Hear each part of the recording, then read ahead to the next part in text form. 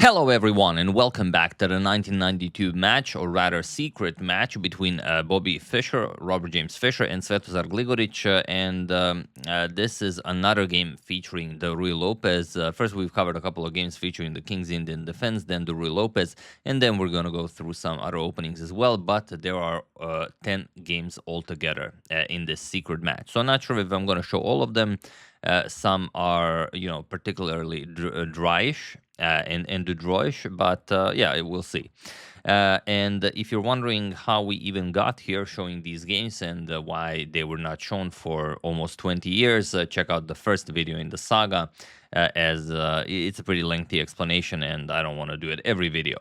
So yeah, let's check it out. Fischer with white opens with pawn to e4. We have pawn to e5, knight f3, knight to c6, and we have a repetition of the previous game where they discussed the Rui Lopez, bishop to b5, we have pawn to a6, Morphy's defense, bishop to a4, and knight to f6. We have castles kingside, bishop to e7, rook to e1, pawn to b5, we have bishop to b3 Nd6. So everything the same as in the game they've already played.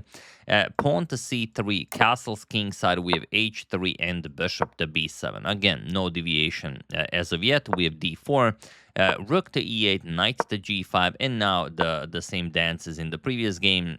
Fischer goes knight g5, Gligoric defends the f7 pawn with rook to f8, and Fischer goes back, knight f3, rook to e8, and we discussed in the previous video the line knight g5 and pawn to d5, which is total madness, so I'm not going to be doing it again in this video. If you haven't seen it, check out the previous game between the two of them. And now we go knight b to d2, bishop to f8, and we finally reach the point of deviation. In that previous game, Fischer played pawn to d5, which is today the fourth most popular continuation. Here we have bishop to c2, which is alongside a3, the second most popular continuation. Also sometimes, maybe you can go for some other moves, but these are the top played. So bishop to c2 is even a more modern approach from Bobby. And okay, we have pawn to g6, pawn to d5 now, and knight to b8. If you go with knight to a5, which is a move that you sometimes can play, there's already a bishop on b7. So after b4, you would be forced to go to c4. And then after, let's say, captures, and let's say bishop to a4, a nice tempo move, you will go knight e2, pick up the pawn, and enjoy a much better game. So after d5, we have knight to b8, and now there are a couple of games that reach this position, even in modern chess. For example, b3 is a known move, c4 is a known move, a4 is a known move, but Fischer plays pawn to b4, and it is now as of move 16 that this position has never been reached before or again. And okay, Svetozar goes for pawn to c6. He wants to destroy Fischer's strong center. We have captures, and pawn to a4. Queen to c7, and now the immediate opening of the a-file. Captures, rook captures on a8, rook captures on a8, and bishop to d3. If you've seen the previous video, you know that it took Fischer quite a long time to open up that a-file, and it was always a problem for Gligoric. Will Fischer get his rook to a7? But here, no such problems. Gligoric already has his rook on a8. So knight to d8 and bishop to b2. We have bishop to c6, adding another defender to b5. Queen to e2, Fischer adds another attacker. Queen b6, adding another defender, and the knight to b3. The knight now coming to a5 will pose some problems for Svetozar. Knight to e6, we have bishop to c1, and rook to c8. Finally, knight lands on a5, and bishop back to e8. We have bishop to b2, adding a defender to c3. Or rather, no, queen b2 was played. Sorry, I thought bishop to b2 was played. Queen b2, adding a defender to c3, and queen to b8. We have queen to b3, now sort of x-raying the king on g8, bishop to g7, and bishop to e3. Just nicely improving the position of his pieces, and Svetozar goes rook to d8, and it's sort of a preparation for d5, but d5 needs no preparation. You should just strike with d5 right away, and then if captures, for example, knight captures, let's say bishop to d2. Now you have this very tricky pawn to e4 move, where you give up the e4 pawn, but you will capture on c3. And you've solved all of your worries. Like bishop captures, so you can go knight captures on c3, and no problems anywhere. But after bishop to e3, Svetozar decided to prepare it with rook to d8. We have knight to g5. Knight captures, bishop captures, and now rook back to c8. Svetozar now realizes that the rook is much better placed on c8. We have pawn to c4 by Fischer. This ensures the creation of the passed b pawn.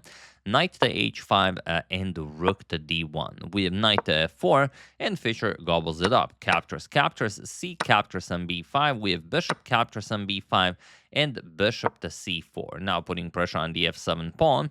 And while you could trade, better is to just go back. Bishop to e8. We have bishop to d5 by Fischer and rook to c8 now by Svetozar, attacking Fischer's queen and grabbing a lot more space. Queen to a2 and pawn to f3. And here Fischer should just leave the pawn b, play something like knight to c4 or maybe even e5 if he wants to play some really risky chess. But he played g captures on f3, and now perhaps he gives Svetozar more than he can handle. Or maybe it's just, maybe not. Maybe he can't handle it. But what would you play in this position? That is the key question here for Svetozar. What would you play here?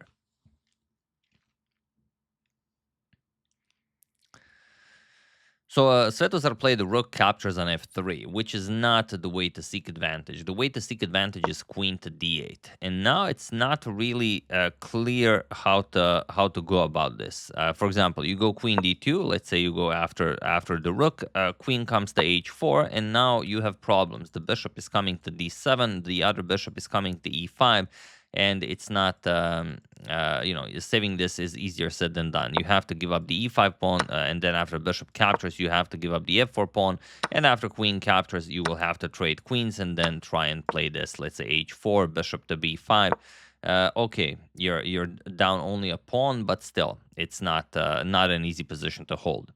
So this was definitely in there had Svetozar played queen to d8, or maybe Fischer had something else in mind. We will never know. But okay, Gligoric played rook captures on f3, and now pawn to e5. Fischer just going all out here, asking, okay, what do you do? First, rook is attacked, so rook has to move. Rook to f4, and now Fischer, everyone thought Fischer's plan was to go pawn to e6, but no, he played e captures on d6, and e6 is the sort of the bailout move. Captures king to f8, and okay, it's still really not even a bailout move. You can still play this. There are chances for both white and black here, but Fischer played e captures on d6, and now again Svetozar has a move that it's very, very hard to argue against, and probably is winning. Again, we have no idea how strong Fischer's reply would be, but yeah. Again, have at it. Feel free to pause the video and try to find the absolute best move for Svetozar while I give you a couple of seconds.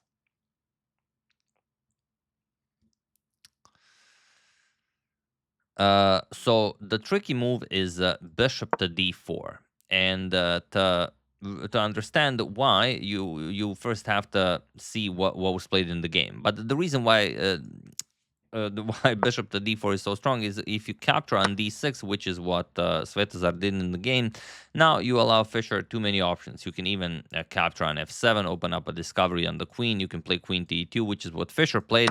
And if you throw in a bishop d4, then none of that works. There's the threat of just capturing on f2, and once you defend that, rook to d2, now you capture on d6, and all of these tricks no longer exist. For example, queen b3, you have to defend the b4 pawn. Queen e5, threatening queen to e1, and after queen to a2, again adding more defenders to that f2 pawn. You can go bishop to b5, and this is now dead lost for white. There's nothing you can do here. Whatever move you make will just lose terribly to any move of black's, really. So yeah, very, very odd that Fischer played this, but maybe bishop to d4 was harder to find than you think. I don't know. Yeah, definitely mention how many of you found it. But Gligoric played queen captures on d6, probably thinking Fischer was trying to call it a day and just go for a nice draw. After captures, both queens are attacked. You could trade, let's say, captures, so rook or king captures. You're going to capture on d6, and you have this position where yes, white is up 3 pawns, or even if king captures, you can go rook captures on d6, rook captures on b4, then you equalize, and it's just a dead draw. So after queen captures on d6, Fischer played queen to e2, saying, okay, I'm not ready to call it a day. I still want to play. And okay, queen to f8, we have bishop to c6, and bishop captures. Knight captures on c6, we have bishop to f6, rook to d7, and now Gligoric goes for queen to c8. He attacks Fischer's rook and knight, and probably Gligoric was expecting knight to e7 check. And after knight to e7 check, okay, you have a trade, let's say captures, or even better, queen captures on e7. And now you can't really go queen to f8. If you go queen f8, then rook d8, and you blunder the queen. But you can go for queen c1 check, and then after king g2, you deliver another check, and then maybe some sort of a repetition, or even king g7, and then black plays for more than equality. So even that is possible. But Fischer did not go for that. He did not play knight e7 check. Fischer played queen to e7. So with two of his pieces hanging, Fischer offers a queen. But unfortunately, this as you know, as aesthetically pleasing as it is, yields nothing more than a draw. But either Gligoric was very low on time, or he was just shocked by this queen to e7 move. He doesn't find the pretty standard refutation, which is just move the queen. You play queen to f8, as now it can be played. There's no worry of any rook to d8, and now you can just trade. For example, captures. If Fischer starts pushing pawn to b5, no problem, rook c4.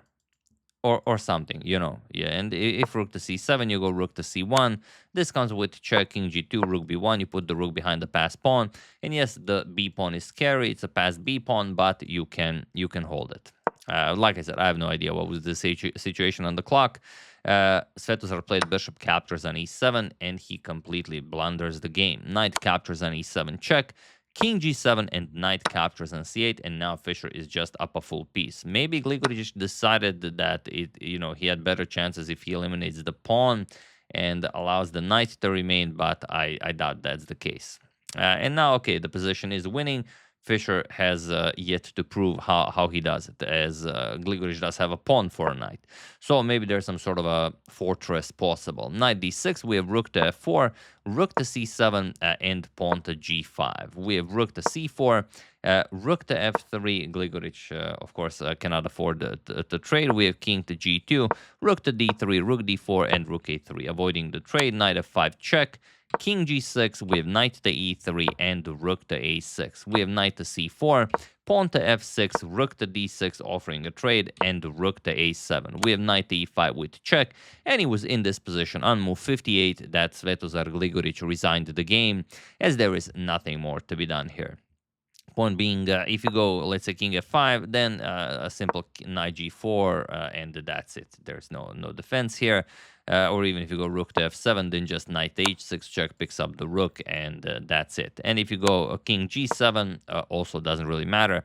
Just knight e7 goes after the f6 pawn, and if pawn to f5, you can go knight back to f6. Now you go to h5. Let's say rook a5, knight to h5 check, king f7, and rook f6 check. That's it. You either go up the board and to the back rank, and then okay, it's very easy to play, or you remain on the 7th rank, and then something like rook to h6, you pick up the h7 pawn, and little by little, you take this pawn, you take this pawn, and then you just win more material, and you checkmate the black king. So yeah, after 95, Gligoric wanted nothing more here, and a very, very strange game where it really shows that Fischer has not been playing chess for 20 years. As okay, it wasn't like a dead blunder or anything, but he just gave Gligoric chances where he could have gone for more than a draw, especially that line that we've discussed, the second tricky one here. Okay, first. Allowing this queen to d8 move, which he didn't capitalize on, and then later on allowing the pawn to d4 line, the bishop to d4 line. That was, after e captures on d6, bishop to d4. They would be very, very hard to get out of this one. So yeah, Fischer getting back in form. He's winning games against Gligoric. 20 years of not playing chess will, rust up your game a little bit, but he has a few more training games against Gligoric, and then on to the World Chess Championship rematch against his old nemesis, Boris Spassky. So yeah, that's the game. Hope you guys enjoyed it. Definitely interested in hearing how many of you found that bishop to d4 move. Is it really complicated, or Gligoric just trusting Fischer at this point? Hard to say. But yeah, hope you enjoyed it. I would like to thank Alexander Schaefer, Milos Knežević, Gerhard Henkelman, Amar Mirza, and Derek King for your contribution to my channel. Thank you a lot. I really appreciate it. As usual, you can check 2 of my previous videos here. Thank you for watching, and I will see you soon, continuing to check up on your wonderful suggestions and whatever else happens in the chess world. Thank you all. I will see you soon, and have an excellent rest of your day.